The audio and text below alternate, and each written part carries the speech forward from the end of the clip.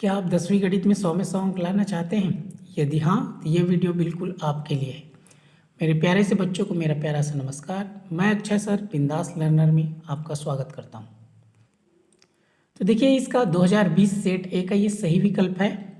इसको मैं आपको हल करके बता रहा हूँ, क्योंकि हल करने आएगा तभी इसका ऑप्शन आप सही सही लगा पाएंगे। तो यहाँ पर देखिए लिखा है, यदि पी एक्स बराबर x square plus 3x plus 2 हो तो P3 का मान होगा। तो बहुत ही सिंपल सा है। अगर यहाँ 3 लिखा है ना, तो देखिए यहाँ Px, तो x के जगह में आपको क्या लिखना है 3। तो यहाँ पर ये हो जाएगा, जैसे लिखा है Px बराबर x square plus 3x plus 2। तो आपको x के जगह में क्या लिखना है 3 लिखना है। तो यहाँ जहाँ जहाँ x है उसके जगह आप 3 लिखते जाएँ।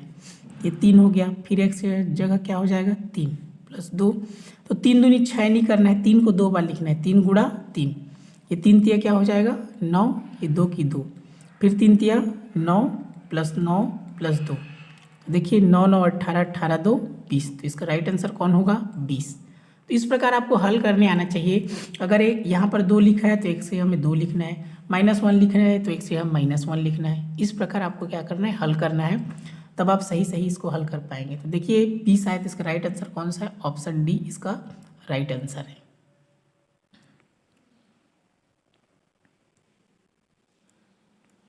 देखिए इसका दूसरा है, वर्ग समीकरण x square minus 2x plus 1 बराबर 0 के विविधकर का मान होगा 0 1 2 -2।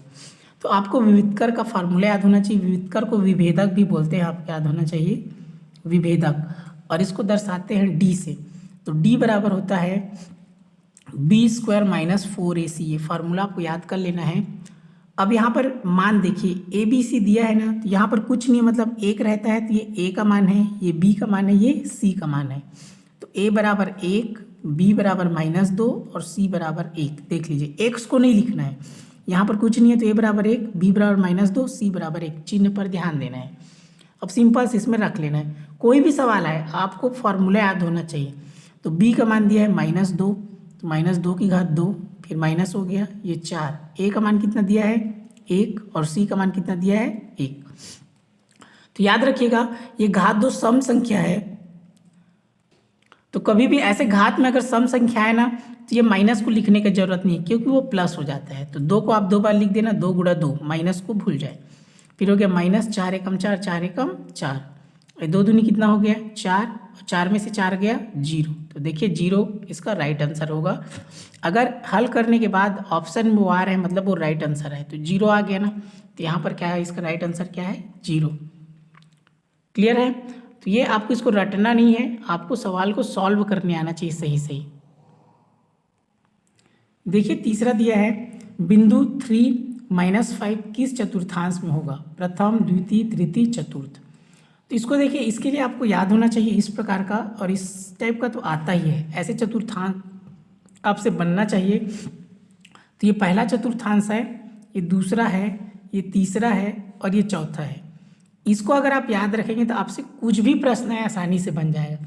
तो पहला का नियम होता है प्लस प्लस, दूसरा का नियम होता है माइनस प्लस, तीसरा का होता है माइनस माइनस और चौथा का होता है प्लस माइनस। तो इसमें अंक का काम नहीं है, आपको चिन्ह का काम है। तो आप देखिए ये plus plus minus plus minus minus plus minus इस प्रकार है। तो यहाँ पर ध्यान से देखिए, इसमें देखना है आपको, इसके सामने कुछ नहीं है, मतलब प्लस है और ये माइनस है। तो देखिए पहला प्लस दूसरा माइनस किस में है, तो ध्यान से देखिए पहला प्लस दूसरा माइनस इसमें है ना, लेकिन इसमें माइनस पहले प्लस बाद में। तो प्लस माइनस तो कौन सा हो गया चौथा, ये पहला ये दूसरा ये तीसरा ये चौथा, तो ये चौथा। तो कौन सा चतुर्थांश आएगा चतुर्थ चतुर्थांश, ये इसका राइट आंसर है। क्लियर हुआ? तो इस प्रकार आपको ये चिन्ह बस को याद रखना है, ये वाला आपको इसको याद कर लीजिए। ये plus plus minus plus minus minus plus minus, ये पहला दूसरा तीसरा चौथा। तो कुछ भी आए आपसे आसानी से चतुर्थांश वाला सवाल बन जाएगा, तो ये आपको याद रखना है। तो चतुर्थ है इसका राइट आंसर। देखिए प्रश्न इसका चौथा वाला है, cos 30 गुणा sec 30 का मान होगा 1 2 3 करनी 3। तो इसका आप याद रखेंगे, सिंपल सा पहला तरीका होता है cos theta into sec theta बराबर 1 होता है। अगर आप इसका फार्मूला पे जाएंगे तो cos theta into sec theta बराबर 1 होता है गुणा करने पर। क्लियर है, लेकिन ये एक जैसे होना चाहिए ना, 30 है तो 30, 60 है तो 60, 45 है तो 45, तब क्या होगा, एक होगा। वैसे और ये पहला हो गया, इस तरीके से एक उत्तर आएगा। दूसरा इसका तरीका है, ये जैसे cos 30 है तो ये सेक है, सेक जो होता है सेक उल्टा कॉस होता है, मतलब उसको अगर आप नीचे में लाएंगे तो वो क्या हो जाएगा, कॉस हो जाएगा, cos 30 हो जाएगा। कॉस अपने जगह में है, सेक को उल्टा करेंगे तो क्या हो जाएगा, सेक, ये फार्मूला से ये नीचे आएगा तो कॉस हो जाएगा, सेक का कॉस, cos 30 कट गया तो कितना आया, एक। दो तरीका हुआ। तीसरा, इसमें आपको टेबल याद होनी चाहिए, cos 30 का मान होता है कितना, करनी 3/2 गुड़ा सेक 30 का मान जस्ट उल्टा होता है, 2 को ऊपर करनी 3 को नीचे, तो ये करनी 3 कट गया, 2 और 2 कट गया, कुछ नहीं, मतलब कितना बचा, 1। तो ये 3 तरीके से आप इसको सॉल्व कर सकते हैं।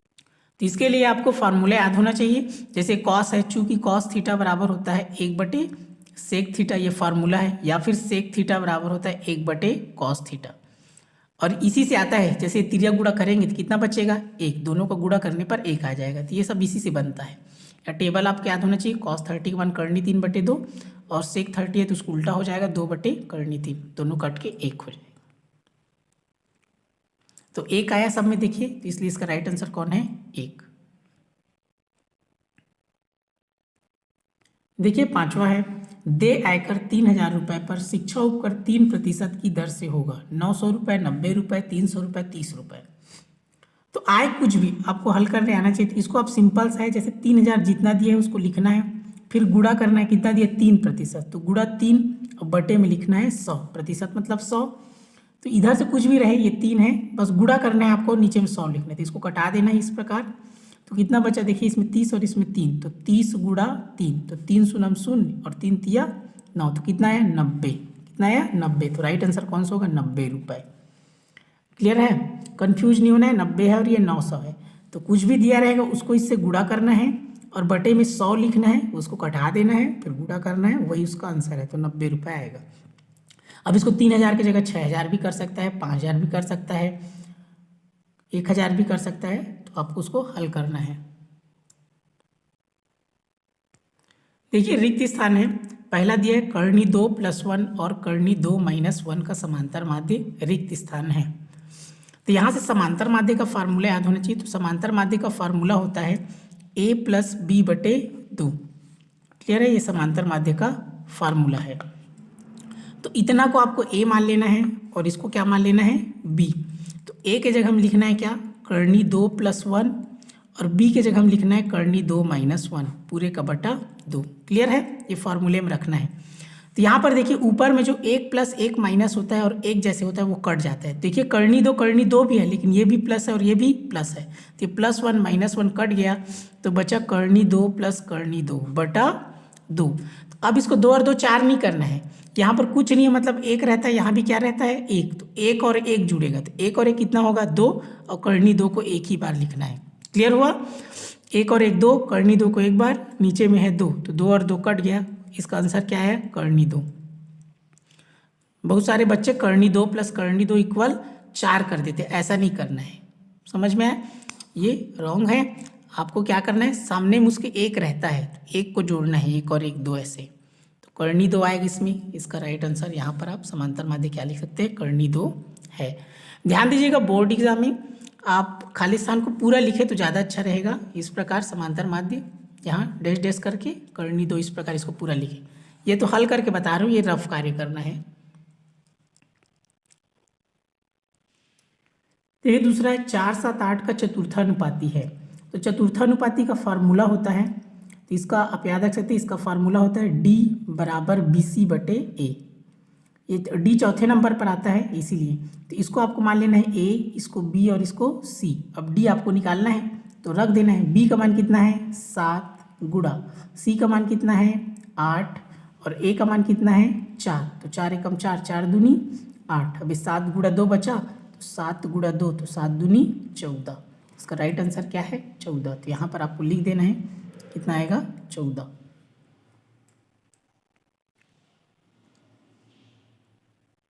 तो यहाँ कुछ भी दे, फार्मूला आपको याद है तो आपसे बन जाएगा। यहाँ पर ये तो बदल भी सकता है, 3, 6, 9 कुछ भी बदल सकता है। ये फार्मूला आपको याद रखना है, D = BC/A।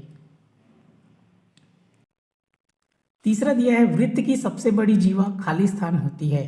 तो यहाँ पर देखिए ये वृत्त है, वृत्त, अब यहाँ पर केंद्र होता है और वृत्त की सबसे बड़ी जीवा, देखिए ये परिधि को स्पर्श करता है तो वो जीवा कहलाता है। तो ये भी जीवा है, ये जीवा है, ये भी जीवा है, परिधि के दोनों भाग को स्पर्श करता है वो जीवा कहलाता है।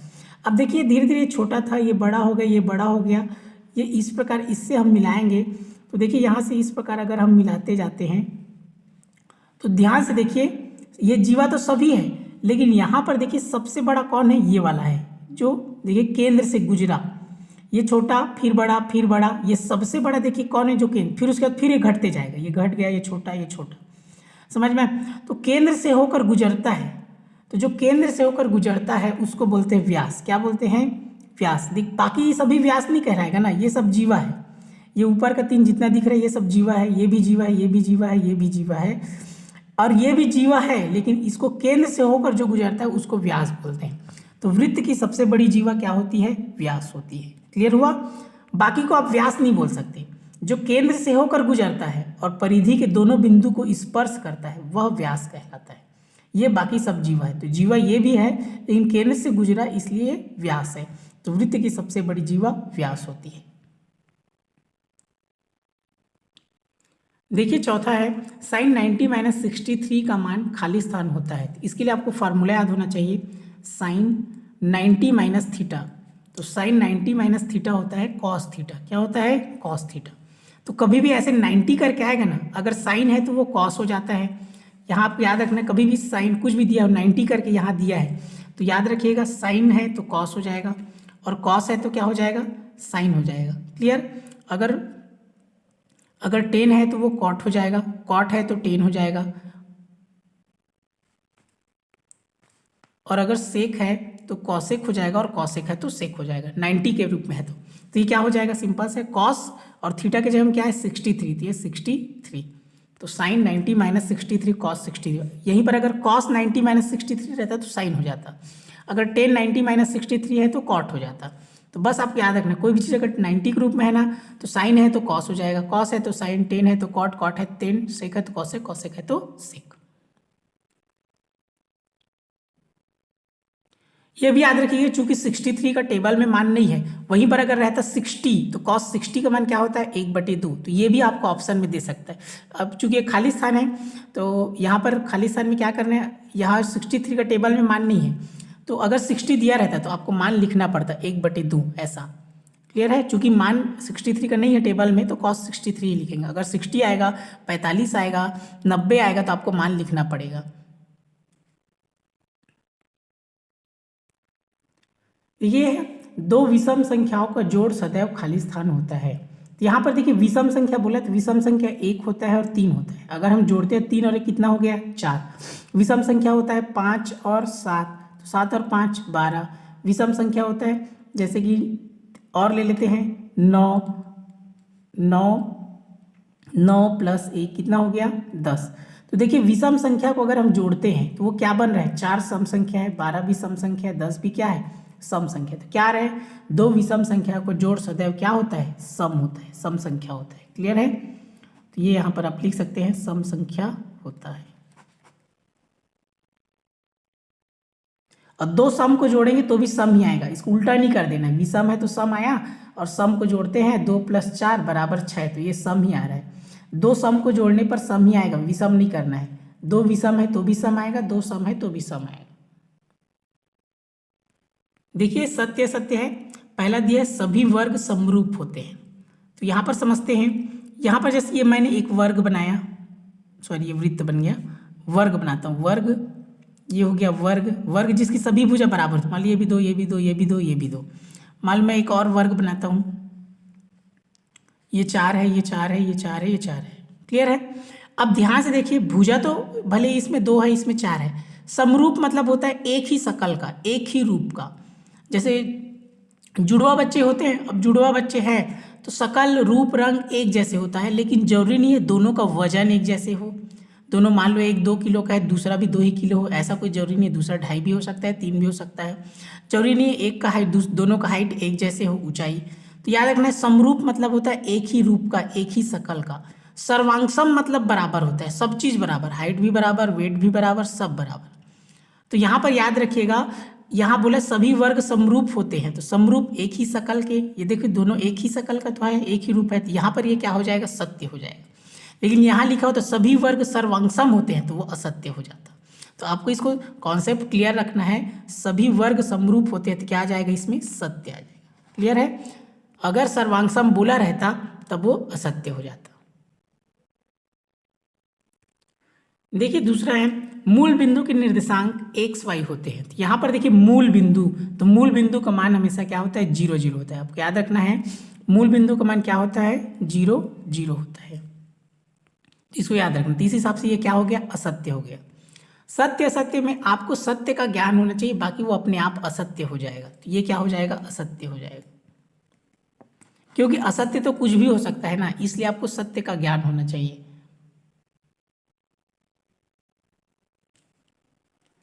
अब यहाँ पर मूल बिंदु को आप समझ सकते हैं, जैसे आप चतुर्थांश बनाएंगे तो कोई भी चीज़ शून्य से स्टार्ट होता है, तो यहाँ शून्य, यहाँ 1, यहाँ 2, यहाँ -1 -2 इस प्रकार जाता है। तो यहाँ बीच में क्या रहता है, शून्य। तो कोई भी चीज़ शून्य से ही स्टार्ट होता है, चाहे एक्स साइड जाए चाहे वाई साइड जाए, तो दोनों साइड शून्य से ही स्टार्ट होता है। इसलिए एक्स का भी शून्य और वाई का भी शून्य, ये एक्स का मान है, ये वाई का मान है।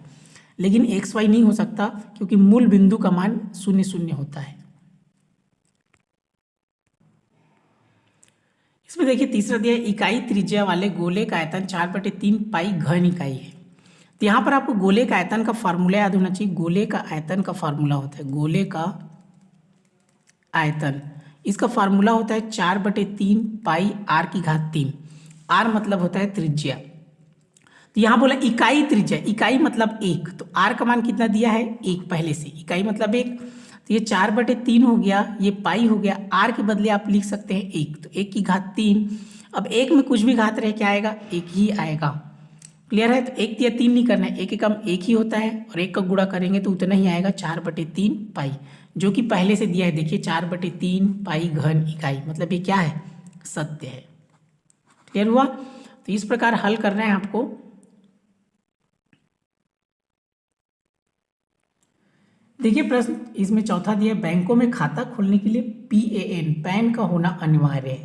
तो ये PAN इसका मतलब होता है परमानेंट अकाउंट नंबर, PEN नहीं है ना, पेन ये है।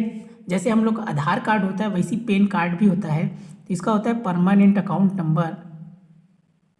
इसको भी आपको याद रखना है, परमानेंट अकाउंट नंबर।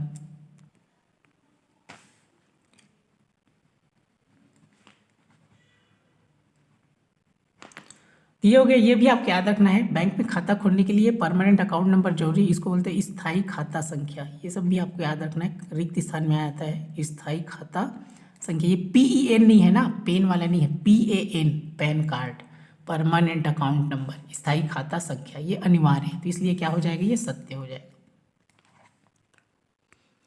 अब देखिए यदि चतुर्भुज के चारों कोण समान हो तो प्रत्येक कोण 60 अंश होगा। अब ये चतुर्भुज हम बनाते हैं,